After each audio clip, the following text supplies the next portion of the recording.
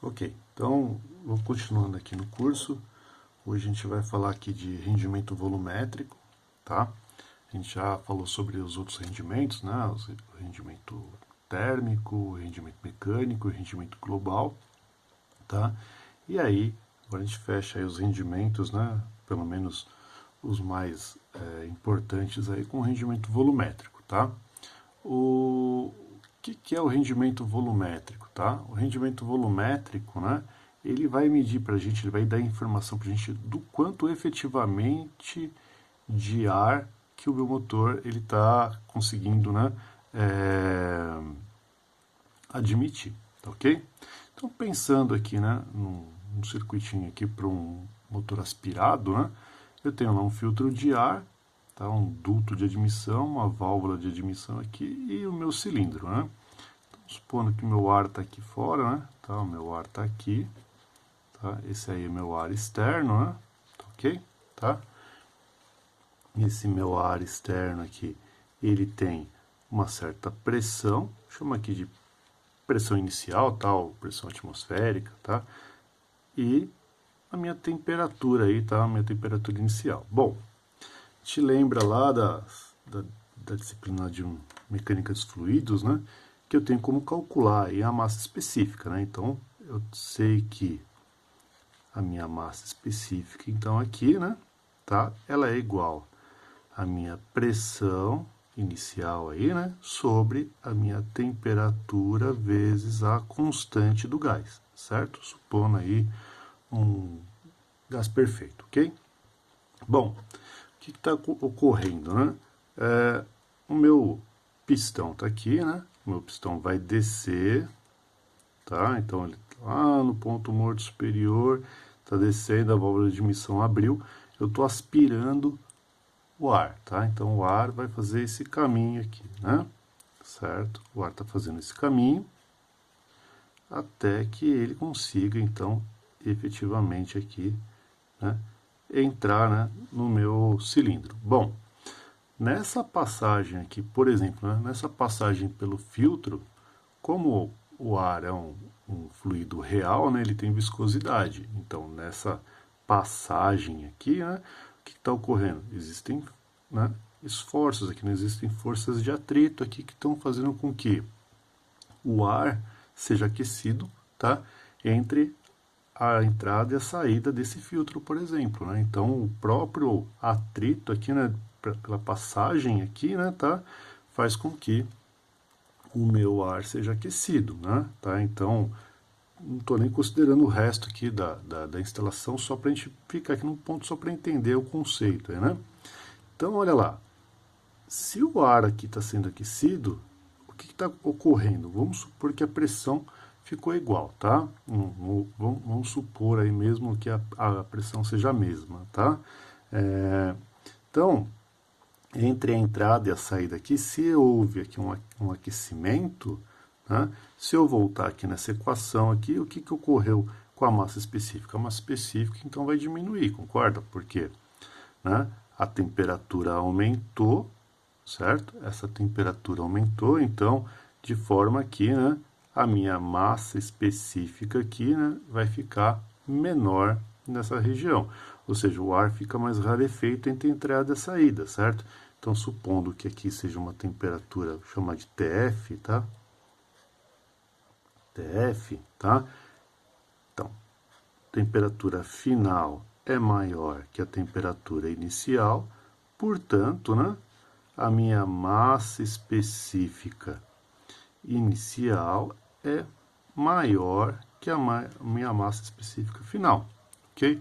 O que mostra, então, que a quantidade de ar efetivamente utilizada dentro do cilindro é menor do que a massa de ar disponível, né, no ambiente externo, tá ok?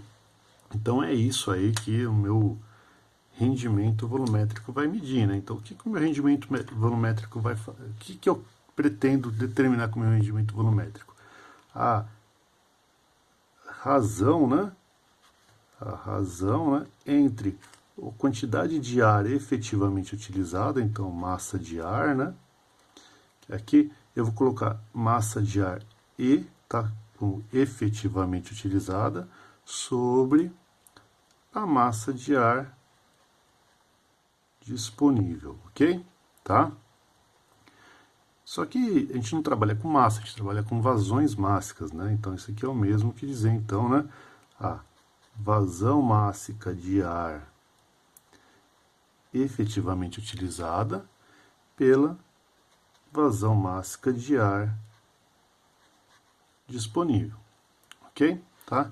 Então isso aí é o meu rendimento volumétrico, é isso que ele está medindo aí, né? Tá, é isso que está me informando. Então ele está me informando, bom, se eu não tivesse nenhum atrito, né? Se eu não tivesse nenhum problema, tudo que eu tenho de ar disponível é o que está vindo para dentro do meu motor. Só que primeiro que, né, isso seria um ambiente muito perigoso, né? Eu estou admitindo qualquer coisa para dentro do meu motor, então eu tenho, no mínimo, ter um sistema de filtragem, né? Tá?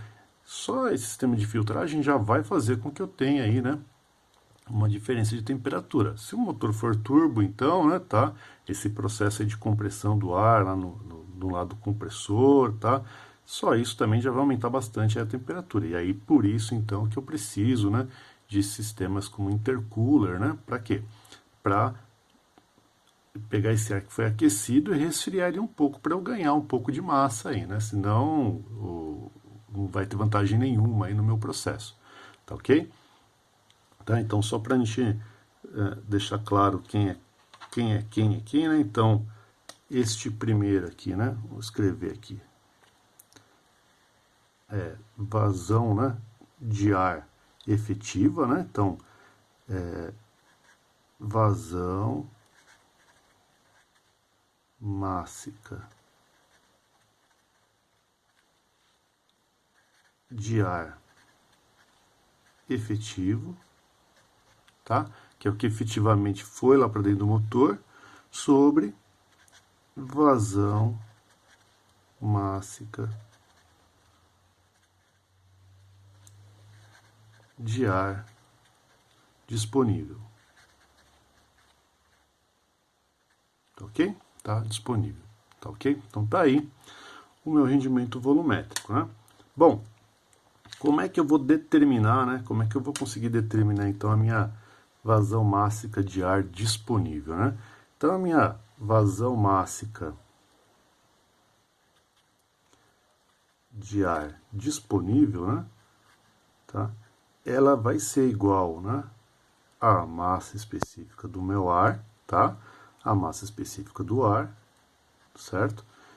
Vezes a cilindrada do meu motor, vezes a rotação do meu motor sobre x, tá ok? Tá? Então, é assim que eu calculo aí a minha vazão mássica de ar disponível. Então, eu preciso saber a minha massa de ar disponível, tá ok? Que eu posso determinar pela equação, né? Ou através de uma tabela, né? Tá? A cilindrada do meu motor, ok? A rotação do meu motor e x aqui, que, né, a gente já está usando há bastante tempo, que vai determinar se o meu motor é 2 tempos ou 4 tempos, né? Então, motor 2 tempos x igual a 1, motor 4 tempos x igual a 2, ok? Tá? E aí aqui eu vou ter a unidade, então, né? Quilograma por segundo, quilograma por hora, grama por hora, grama por segundo, enfim. Unidade aqui, né? Se quiser, né? Quilograma por minuto, enfim, né? As unidades de vazão mássica, tá bom? Tá? Então é assim que a gente consegue determinar. Com isso, então, né? Com isso, então, aí, né? Eu posso dizer que a minha... Então, coloquei aqui com isto, né? Tá? A minha vazão mássica de ar efetivamente utilizada, né? É a vazão mássica de ar disponível.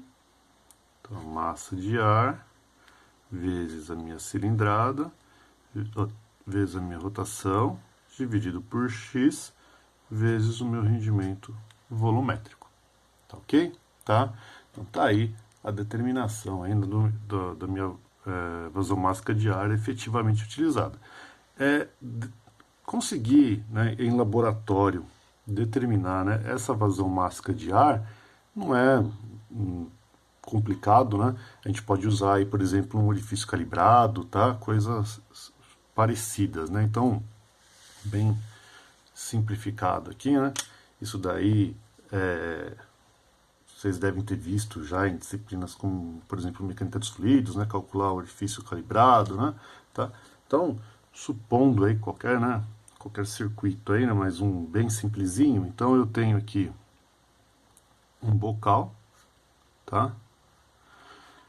Aqui eu tenho um pulmão, tá? Que é um estabilizador, só para não ficar pulsando o ar, né? Tá? Uma vez que o motor vai hora admitir, hora não admitir, né? Então, aqui um pulmão, tá? E aqui um duto que vai enviar isso aqui para o meu motor, tá bom? Tá? Então, só para relembrar aqui, né? Esse aqui é um bocal, tá? Esse aqui é um bocal, tá? Aqui eu ainda posso colocar colocar no bocal aqui só para, né, relembrarmos, né?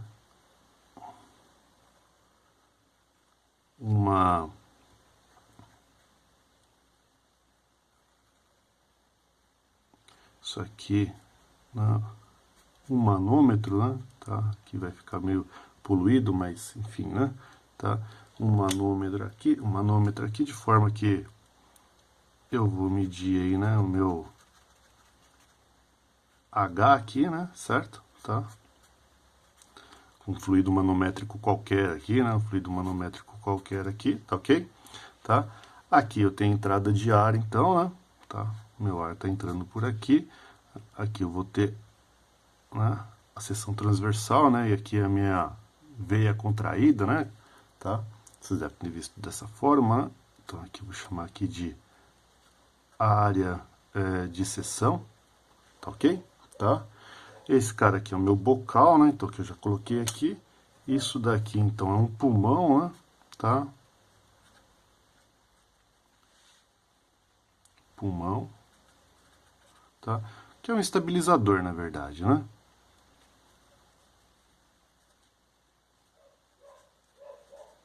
Ok, tá? Tá aí, né? E com isso então, né? Eu tenho dois pontos, né? Eu tenho aqui uma entrada, né? E uma saída, tá? Aqui em dois, né? Por exemplo, né? E aqui, né? Eu estou enviando isso aqui para o motor. Opa, para um motor de combustão interna, certo? Tá? Então tá aí. Então, né, o que a gente faz aqui, né, o que a gente vai resolver aqui é exatamente um problema de mecânica dos fluidos, tá ok? Tá? Então, resolvendo aí, né, você consegue resolver aí o caso aqui do seu bocal, né, tá? Do seu bocal aqui, aí usa lá, né, equação de Bernoulli, né, faz a sua solução lá e aí você consegue saber então a quantidade de ar que está sendo admitida. Essa quantidade de ar que está sendo admitida aqui, né, tá? Essa quantidade de ar que eu estou admitindo aqui, ela é este ar aqui que efetivamente está sendo usado pelo motor. Então eu consigo determinar a quantidade de ar efetivamente sendo utilizada pelo motor, consigo saber a quantidade de ar disponível, e aí um pelo outro, então aí eu tenho o meu rendimento volumétrico, tá? Só para, né, fechar aqui, né? Tá a minha vazão máxima de ar, né? Tá aqui o efetivamente utilizado, né? Usando aqui um bocal, né? Ela ficaria como sendo, né, o meu coeficiente de descarga, né, CD aí, né, certo? Vezes aquela área, né, a área de seção transversal do bocal, né, tá? Vezes a raiz, né, de 2 vezes a massa específica do ar, vezes o peso específico do fluido manométrico, vezes H, tá ok? Tá? Então, dessa forma aí, eu determino aí a minha vazão máxima de ar efetivamente, né, utilizado pelo meu motor. Tudo bem? Tá? Então, tá aí, né, como é que eu posso determinar os dois casos, né? Com isso, né, a gente pode, então, voltar lá na nossa equação de potência, né, tá? Então, a gente sabe, né, vamos colocar aqui, né, um espaço, né, Então, voltando lá na nossa equação de potência, eu vou colocar isso aqui assim, né? Então, voltando na equação de potência efetiva, né?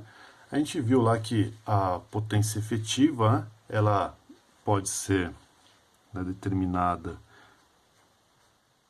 como sendo, né, a minha vazão mássica de combustível, certo? Vezes o meu poder calorífico inferior, certo? Vezes o meu rendimento global, ok? Tá? Mas olha lá, nós vimos também que a minha vazão, eu posso determinar a minha vazão máxima de combustível sabendo a relação combustível-ar, certo? Né? Então a gente viu aí, né? A gente já viu já que este termo aqui, né, que é da vazão máxima de combustível, a gente viu lá que a gente tem uma relação combustível-ar, né, vazão máxima de combustível por vazão máxima de ar, e este ar aqui é o efetivamente utilizado, né, de forma então que eu posso reescrever essa equação aqui, né.